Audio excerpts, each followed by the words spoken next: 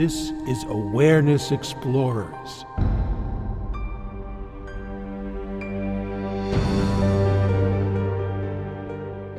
Welcome, fellow explorers, to Awareness Explorers. I'm your co-host, Jonathan Robinson, and I'm with my co-host, BrianTomO'Connor. And we took a slight vacation since the last time we talked to you. We did an encore performance of our interview with Adyashanti. Hopefully you enjoyed that. If you listened to it, I was surprised that even though I'd heard that interview 4 or 5 times, I got some new stuff from it, such as the value of listening to certain things over and over again. But today we have a topic that is exploration for Brian and I, and we'll call it, what do we call it, Brian? I called it, well, in my notes, it says tuning away from the wrong stations. Okay.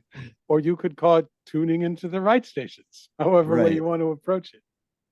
So our metaphor that we were discussing was that, think of it that all of life is like the radio spectrum, lots of different frequencies. People can tune into a rock and roll station, easy listening, heavy metal, bad news, good news. Everything's available somewhere on the radio spectrum, and people choose what they want to tune into. Well, that's a little bit like life, in that people are tuning into different frequencies, different stations. There's love, there's arrogance, there's fame, there's fortune, there's hate, there's competition. These are all experiences human beings have that are kind of like a different frequency. And in a certain way, everybody who's experiencing love is tuning into the same frequency. Everybody who's experiencing self-righteousness, it doesn't matter if you're living in Australia or Finland or America, you're having a similar experience if you're tuning into self-righteousness. One of my personal favorite stations, by the way. And if you look at life that way, it leads to a lot of interesting discussions. So when we started talking about this, Brian, what struck you about this metaphor or about looking at life this way? Well, it seemed so apt and true that we actually can choose to tune in, because it seems to me that there are sort of, well, like in the metaphor, there are different stations that play on different frequencies, and they're out there in the air. We have a knob that we turn so that our inner frequency matches the frequency of the desired station. And if you sort of apply that to life, you can tune into the fame frequency, or you can tune into what I think the big bugaboo control frequency, wanting to make everything happen the way you want it to be, or the political frequency, or the helping others frequency, or the being of service, or the just simply the nature frequency, or the beauty of the world frequency. And we can actually vibrate in harmony with different frequencies that are out there in the world. Yeah, and you want to choose which stations you're listening to or receiving carefully. It seems that some are being broadcast louder than others. They'll say that some radio stations, have very little broadcasting ability. Some have huge broadcasting ability, and our culture affects which ones we choose first. So, we live in America, and in this one, money is very loudly broadcast as, this is a station you should be listening to, KMONEY, and so people get lost in thinking that more money is going to make them happier, or K-fame, the people want to have fame, which is really interesting because the people who actually tune into that frequency, whether it be like a great musician like Bruce Springsteen or great actors, they say the actual experience of it is not fun. I'm not surprised. You don't have privacy, and people are always coming up and talking to you and having the same conversation over and over and over again with you, etc. Yeah, it's people think fame is this wonderful thing that lucky people get, but I think it's a burden, and people who enrich our lives by sharing their art with us pay a price, and we Yeah. should honor them for being willing to pay that price. Hmm. Who was the Prime Minister of England during World War II? Winston Forgetting. Churchill. Yeah, Winston Churchill said that Americans are very good at doing what's right after they've tried everything else. Only Americans? Well, he was referring to Americans in that moment, but it's true really for all human beings. And what's interesting about that is a lot of times you do have to try all these other things in life, fame, fortune, self-righteousness, arrogance, making other people wrong, all these different experiences human beings have. A very common experience now is people like to feel like a victim. It's in the news, it's in our politics, and you'd have to realize this is a frequency that's broadcast a lot, and people get lost in that for their entire lives. They had something happen to them when they were 5 years old, which was unfortunate, and they spend the rest of their life feeling like I'm a victim. Well, that's like a frequency that you're tuning into, and it's very easy to get addicted to certain frequencies. They have a certain addictive quality to them. And the higher frequencies, say love or peace or consciousness, tend not to be quite as addictive. It's almost like you have to tune yourself to these higher frequencies that require more energy or something. Otherwise, everybody would just tune into love and we'd all be loving each other, and that would be the end of it. Yeah, and I think that part of the reason for that is that these, let's just call them lower frequencies or problematic frequencies Mm-hmm. like control, money, fame, wanting to make other people wrong. They are drawing us out to them. And the direction that our attention goes is outward when we're dialed into those frequencies. But the Mm-hmm. frequencies that engender the most peace, calm, and happiness are those which for which the dial turns our attention more inward.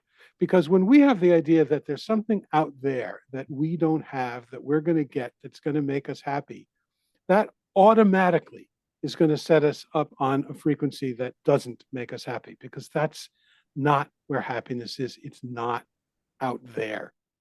Mm-hmm. Yeah.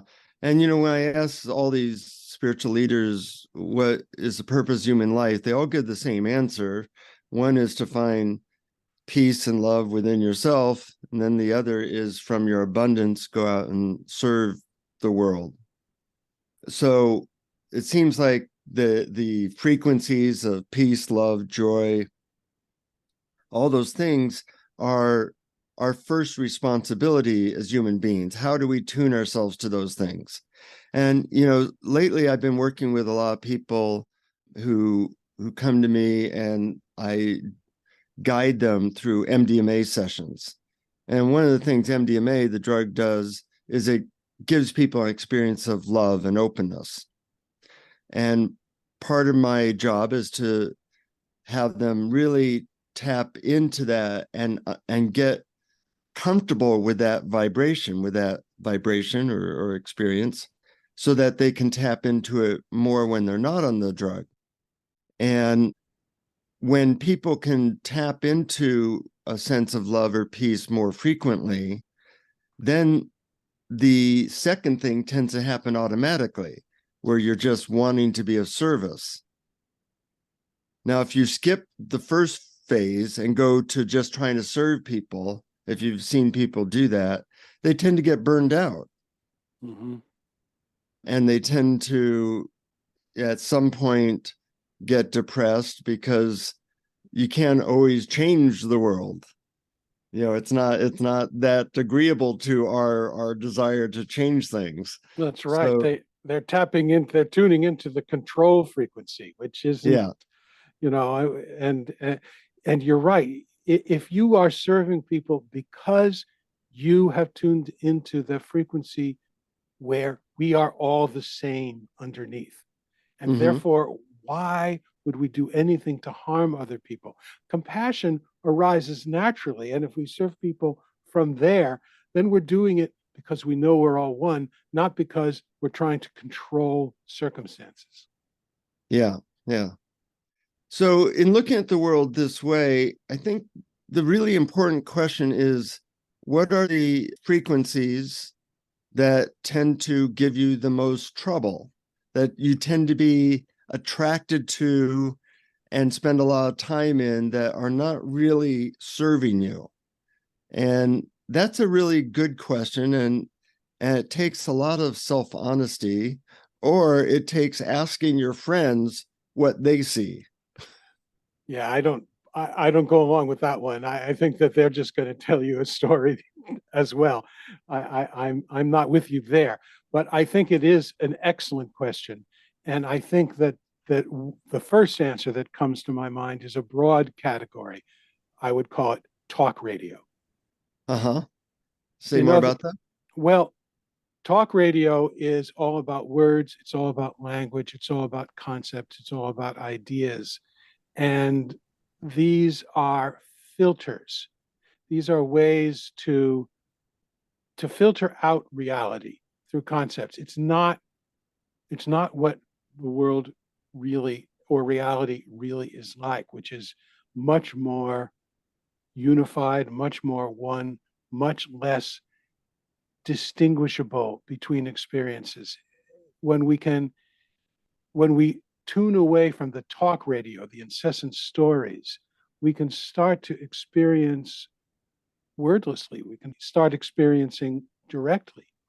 So I would say the first category to tune away from is the larger category of talk radio. There's probably plenty of subcategories in there. Mm-hmm, mm-hmm. Well, there's a lot of frequencies that basically almost anything that's not love or peace, it can be a problematic frequency. For me, I'd say, and I see this in a lot of people, it's the frequency, I'll call it, to always be busy. Good one. Yes, absolutely. You know, and you see this especially in, quote, the younger generation, which is basically, you know, anyone younger than us, that their relationship with technology or their phone is such that there's no real space between anything. You know, a lot of people are always busy doing something and not creating a space to just be. And that's a real interference with these things that we're talking about, love and peace, that if you're getting 5 radio stations at once and you're trying to do all of them or listen to all of them, you're not able to listen to the soft, sweet music that's playing very softly in the background, That's to use a right. metaphor. Yeah, that's true. We can really find things to do to occupy our mind. The frequencies that are designed to help us not be bored are actually not conducive to peace and happiness. Yeah, yeah. You know, one that I notice and one that I fall into now, I'll call it, well, there's two. One is self-righteousness, like your feeling of separation. I have a certain problem with specific politicians and their followers. And it's really easy for me to fall into like the self-righteousness of thinking, you know, these people need to wake up and stuff like that. And I realize that, think of that as a like a sugar high. You know, a sugar high kind of, you know, when you have a piece of cake or something, it draws you in. You might not feel good later, but it draws you in and it kind of feels good. And the same thing with this feeling like self-righteousness, that other people should be having a different view than they do, that gets me a lot of the time. And because I'm aware of it, I go, okay, let it go, you know, like that. But I'm wondering if you feel like that's a big impediment? And do you see that around a lot? Maybe I just see it because that's something that I struggle with. Oh no, I'm with you there. It's so easy to fall into. So the answer is yes. I see that in me. I see that in others, and I think that what you said was that when you recognize it happening, then you can actually change the channel. If instead you turn the volume up and just get into it and do more and more, that, forget about it. That's not going to help. But you need to know where to tune to, not just where to tune away from. Right, right. And one is just simply your body, your physical sensations, without trying to change them and without trying to label them. Notice them. The same with sounds, the same with nature. Things that, because sounds just are, your body sensations just are, nature just is. There isn't opinion there. There isn't necessarily even identity there. You can sense your body without the thought, my body, my name. You could actually experience it directly without any of that stuff. So I would say tune into the more abstract, less identified, the stations that have less identity and fewer words are the best.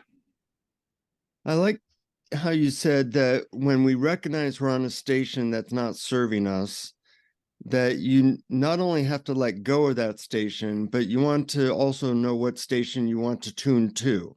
Yeah. I think I've been weak on that. I think that's going to be helpful because it's very hard to let go of one trapeze if you don't know that there's another one waiting for you, so to speak. And there's a lot of different things that you can tune into. And I think some are more easily accessible than others. You mentioned like the body or nature or wordlessness. Another one that people can tune into, which I've been able to do at times, is the feeling of I don't know. Like Oh, yeah. I don't know what's best. I love that. The I don't know channel. Tune into it. Absolutely. Yeah, yeah. Because we don't, in reality, that's an easy one. Right. Because we don't. And because when we think we do, we're just strengthening this false identity. Yeah, yeah. And our real identity is huge. It's vast. It's not limited to personality, to body, to ethnicity, to culture. Mm-hmm, mm-hmm. And there's another station that I sometimes tune into, which is that everything's perfect. And what is interesting about that one is that is one station. Now, in reality, on other stations, everything's totally friggin' screwed up. But there is a station in which everything is perfect. And I love the story of Ram Dass's teacher, Neem Karoli Baba, where Neem Karoli Baba, his guru, is telling Ram Dass, don't you see everything's perfect? And Ram Dass is complaining, no, there's kids starving and there's war. And the teacher says, no, everything's perfect. And Ram Dass finally tunes into that experience that everything's perfect. And he says, yeah, I experienced that. And then Neem Karoli Baba says, well, go out there and feed people. There's people starving. So it isn't only one or the other. But you make a good point, and it actually echoes what we said earlier. It's actually easier to be of service when you are allowing reality to be exactly as it is.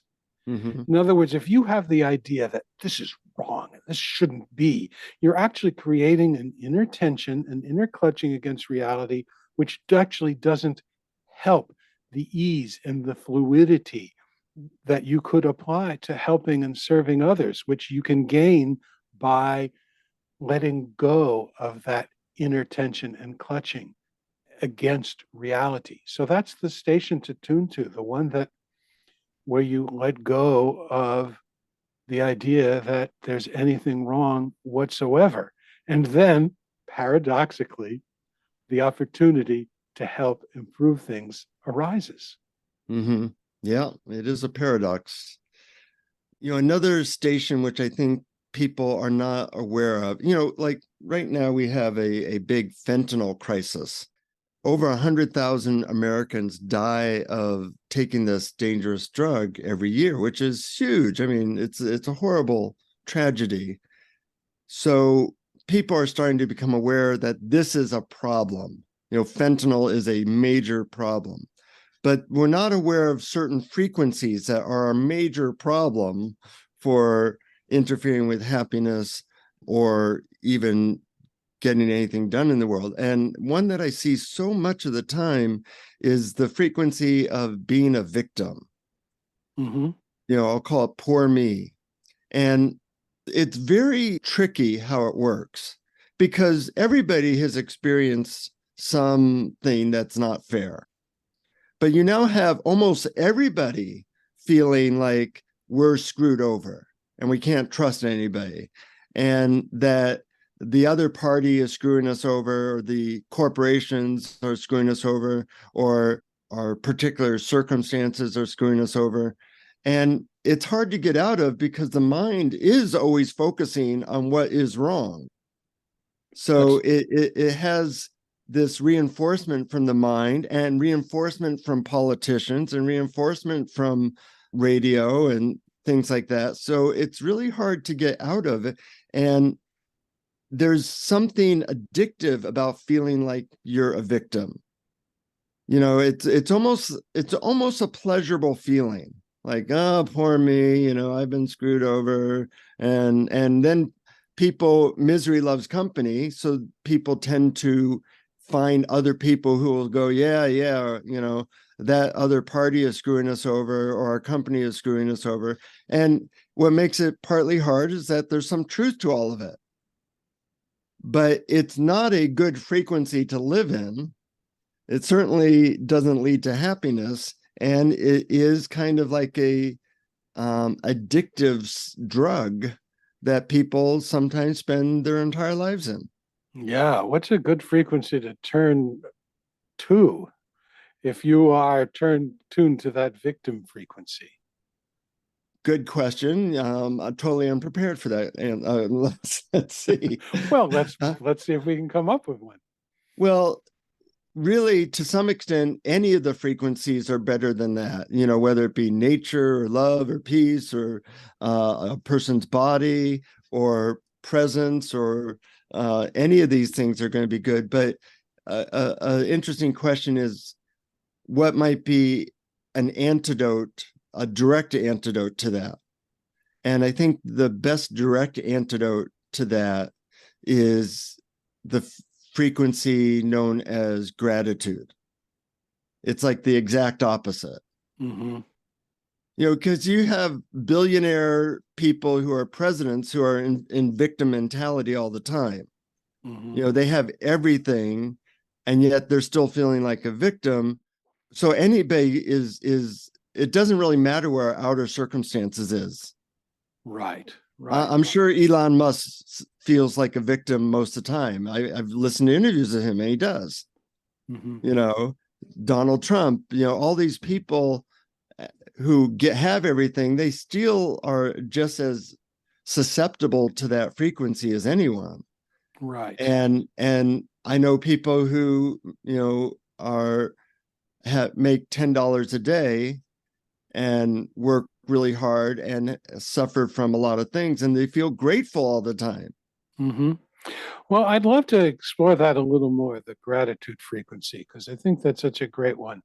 And the victim frequency is the frequency where things have been done that have wronged us, that have harmed us.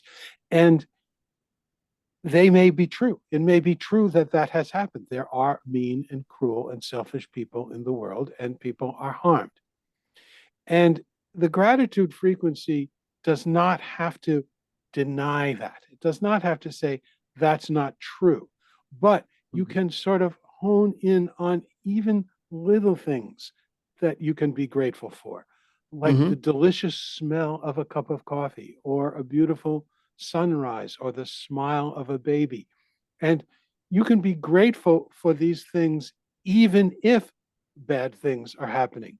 And when you keep tuning the dial back to gratitude over and over and over again, some strange alchemy happens and you start vibrating in a harmonious frequency with the goodness that's out there in the world. And circumstances actually can change in an inexplicable way. Yeah, that's the whole basis of the law of attraction, is that frequencies tend to attract each other. So if you're a victim, you'll attract other victims, and you'll all misery loves company, and you will experience life through these different lenses, we'll call it. Whereas if you are tapping into gratitude or love or inner peace, you tend to attract people like that, and you start to look at the world through that lens, and all those frequencies have more in common as well. Right, right. And related to gratitude, the one that I use, I call appreciation. And they're Yeah, really very, very similar. very similar. But I practice appreciation and I look for things that people have done really well. Mm-hmm. Even if it's just simply a person who designed a store window in a creative way, Mm-hmm. or written a book, or created music, or just said something witty or kind, or helped another person. This, when you look for things in the world to appreciate, you're not so much focused on yourself and whether you're good or bad or talented or worthy or rich or famous.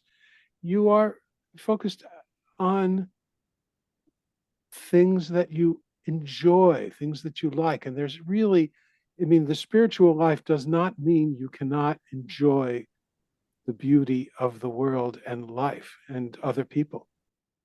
Yeah, yeah. And, you know, I was surprised. I may have mentioned this in a previous podcast, but when I interviewed 40 spiritual leaders for the Experience of God book that I did a bunch of years ago, one of the questions was, how do you tune into the divine or something like that? And the number one answer I got was through moments of gratitude, which really surprised me, because I thought people would say meditation or, you know, love or things like that. And I think it's an underutilized frequency that's so available to everyone at every moment, and leads to other higher frequencies when people tap into it. And I like what you said, in that you don't have to deny that things are hard or that we are a victim of certain things to tap into it.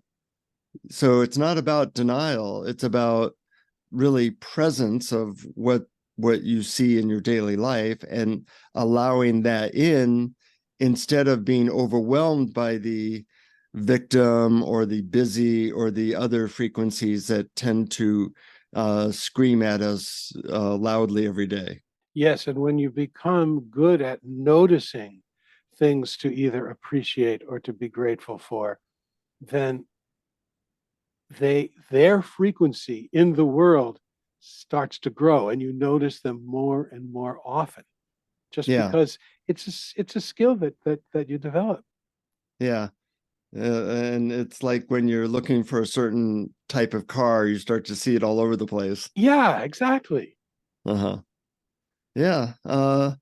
Anything else about this metaphor that we haven't totally dissected? Well, sure, there's the frequency of getting other people to be different from what they are, changing Uh, other people, criticizing other people, getting them to be different. And this is a frequency that will just lead to misery. It's not going to help you whatsoever.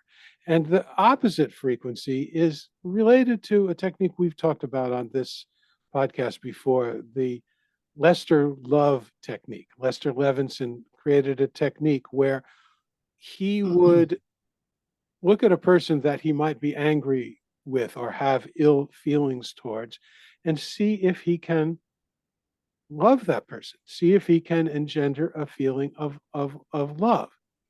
And Mhm. it's not always easy at first, especially people you disagree with, especially people who have harmed you. But if you sit and see, can I turn this feeling of criticism or desire for control to a feeling of love? Is there something in that other person that I can love? Then this is the frequency that will help tune away from that futile change everybody else frequency. Yeah, I'm glad you mentioned that frequency. I was talking to a friend very recently who is addicted to that frequency. And, I do a lot of couples counseling, and I see that, people put their hope in that if I can get this person to change, then I would be happy. And I asked this friend, how long you been doing that with your mate? And they said, well, for 35 years. I said, what kind of luck are you having? They've never listened to me, not once. I said, well, that should be, a good indication to you that that's not going to happen. But it's so addictive. And I think this addictive quality of certain frequencies is an interesting way of looking at the world, because this person is totally addicted to that frequency, but they don't think that they're addicted to that frequency. They think that if I could just get my mate to change, everything would work out. And of course, that's not going to happen. So it's kind of like they're addicted to a very dangerous drug. They'll probably spend the rest of their life addicted to that drug, and they will miss out on all the higher experiences that life can offer. That's absolutely right. And that's why it's so important not just to tune away from that frequency, because it may be too difficult because Yeah. of that addictive quality, but to really actively tune into frequencies like the just for a minute, don't change anything frequency. Right. Yeah. A metaphor I use sometimes with people is, if you're a trapeze artist, you're holding on to, a bar, trapeze, and flying around. At some point, you have to let go of the bar, and then you're in midair. And people don't, even if your bar is giving you misery, like being a victim or needing to change someone, it's still known. And there's a comfort to that. If you let it go, then for at least some period of time, you're in midair, not holding on anything. Yep. And you hope that your direction leads you to the next thing that you can grab onto. And if you know what you're trying to grab onto and you have a technique to do that, it's going to be a lot easier to let go of that initial frequency you've been holding on to. That's right. And if you're afraid of letting go of the known, then just start with a minute a day to practice tuning into the don't know anything frequency. But start Yeah, small, just a little bit. And then right. gradually you'll be able to tune in for longer periods of time in that frequency where you don't need to know the answers, where you don't need to analyze, where you don't need to control, where you can just be. Yeah, yeah. Well, I think we tuned into the frequency of understanding today. Yes, and we tuned into the frequency of possibly thrashing a metaphor to within an inch of its life. I like that frequency. Me too. It's fun. It plays beautiful music in my brain. Well, we have a great thing called the meditation frequency. And you have a guided meditation for us in that frequency prepared, right? I do. And I want to do a couple of quick shout outs. One is, people can support us and get extra stuff at patreon.com/awareness explorers. And it's all spelled out there what we can send you if you donate as little as $1 a month. And the other thing is, I'm very proud of at our podcast webpage, awarenessexplorers.com, that in the navigation bar is the word meditations. And we now offer like 120 free guided meditations, some of them from you, some of them from me, and some of them from some of the most known spiritual leaders on the planet. And they're really good. I think all of them are good. And, they have short descriptions. I say test ride a few and find the ones that work for you. They're all about 10 minutes long, more or less. And tell other people, a lot of people are suffering out there with anxiety or depression or feeling like a victim or whatever it is. And these guided meditations are free and easy to access. And I think that they could be really helpful. So if you want to be of service to other people, that might be a simple way of doing it. And of course, to be of service to yourself. Yeah, great. I'm glad you mentioned that. And yeah, they're there on awarenessexplorers.com under meditations, or you can go to YouTube and search for meditations from Awareness Explorers, and they're all there too. Mm-hmm. And that was an experience of the tooting your own horn frequency, which is one that I am not shy about, for better or worse. But so let's get ready for a guided meditation using this frequency and radio spectrum metaphor. And way to do that is first make yourself comfortable. If you can close your eyes, that's always a good idea. And just take a couple of slow, deep breaths. And if you imagine that human beings can tune into different frequencies, from lower frequencies like depression and apathy and feeling like a victim or whatever, to higher frequencies like love and peace and gratitude, that whole spectrum is available to us. And our job is to learn to tune our bodies and mind to frequencies that will bring us the most enjoyment, so that we can then not only be happy for ourselves, but also be of great service to other people.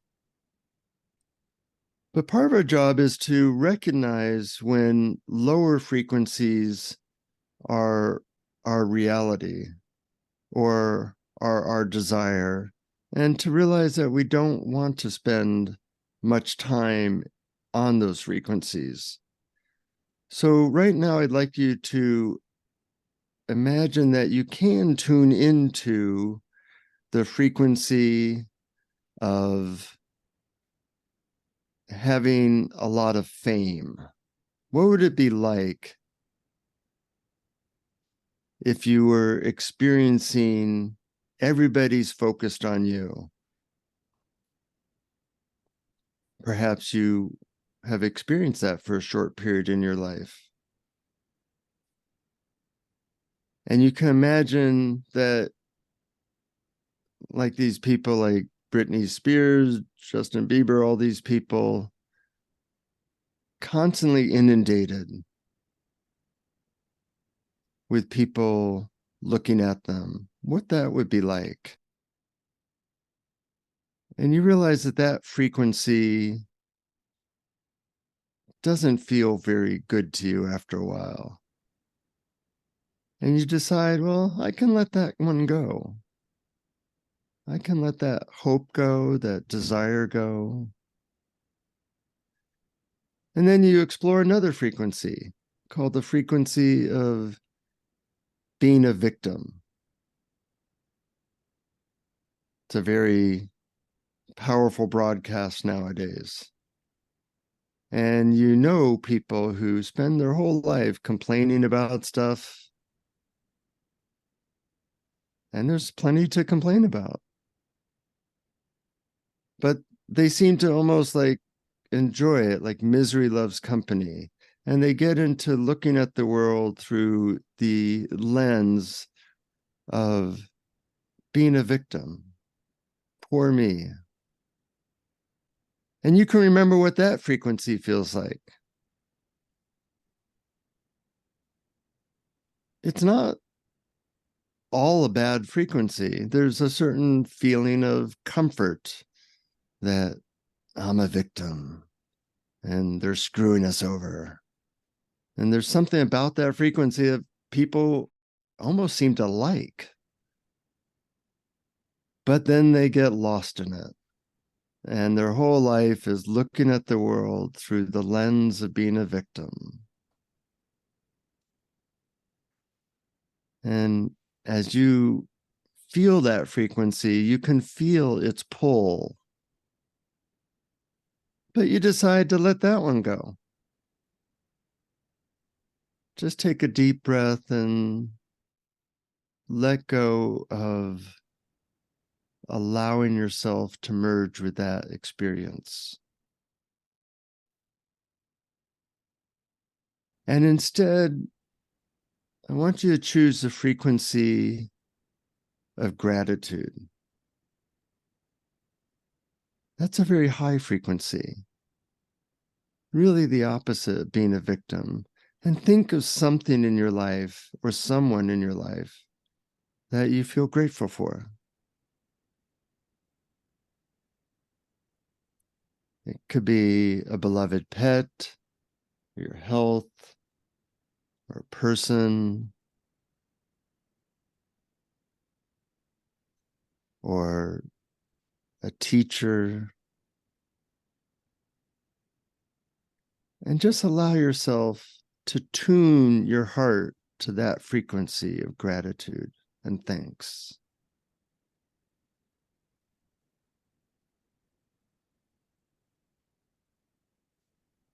And you might think of one more thing that helps you feel grateful to help you really tap into that frequency of gratitude.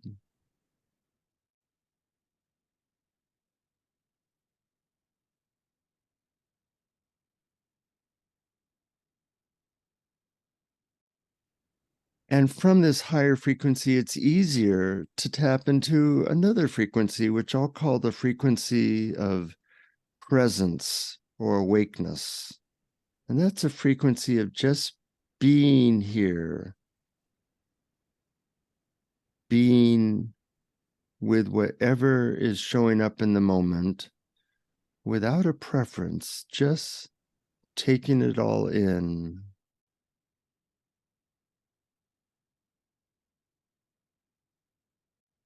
Opening to the silence and the stillness of now.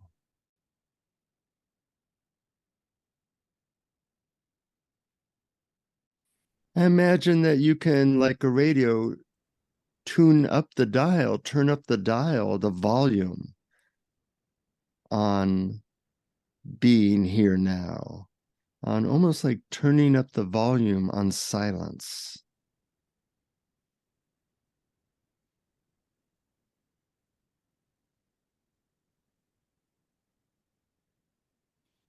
And letting yourself melt and relax into that frequency as best you can.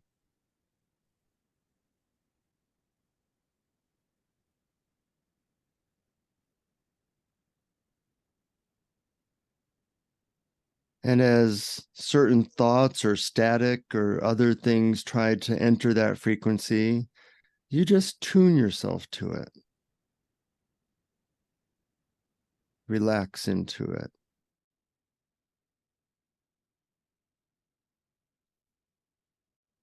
Feel that frequency in your body and open to it.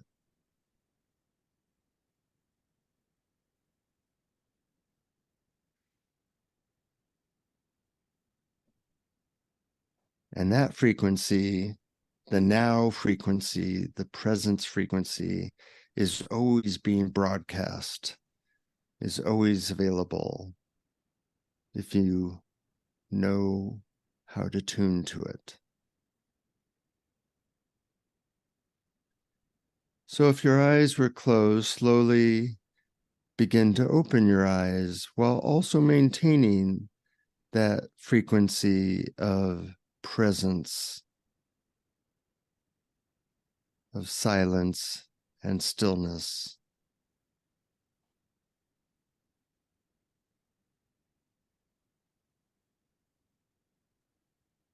And when you're ready, maintaining a connection to that silence, stillness, presence frequency, feel free to go about your day. Enjoy.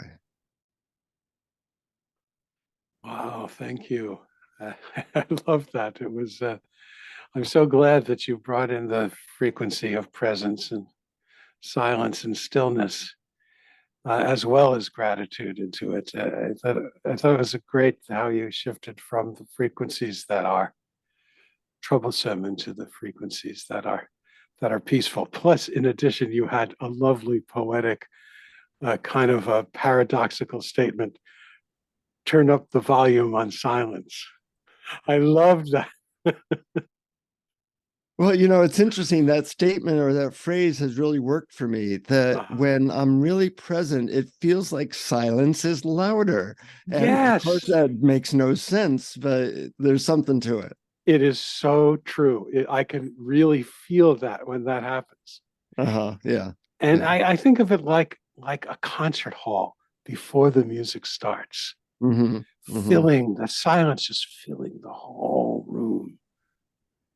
Yeah. And then the sounds are simply something appearing in that silence. That's a beautiful way to put it. I remember Eckhart Tolle was leading a retreat, and there was just silence for about 10 or 15 minutes. And he said, just, can you hear it? And there was a little bit of mumbling, like, well, what's he referring to? And he finally said, can you hear the silence has gotten very loud? Yeah. Yeah. Anyways, that was a fun exploration, Brian. Yeah. As always, it's nice to do these little satsangs in which both you and I, and hopefully our audience, benefits. Yeah, I hope so. And thanks everybody for listening. We really appreciate you. And please, don't be shy. Let us know if you have anything you'd like us to know or you'd like to share with us. And any subjects that you'd like us to explore. So, we get some of our ideas from our audience saying, hey, you haven't done something on this, explore this topic. So feel free to email us about that as well. Yep, we'll be grateful. And don't forget the most important thing, which is keep exploring. Keep exploring. Thank you for listening to Awareness Explorers. To learn more, you can check out our website at awarenessexplorers.com. Please subscribe to our podcast on your favorite podcast app. We'd love it if you would post a review. And please share our link on Facebook and with family and friends, because knowing yourself as awareness is the greatest gift you can give yourself or someone you love.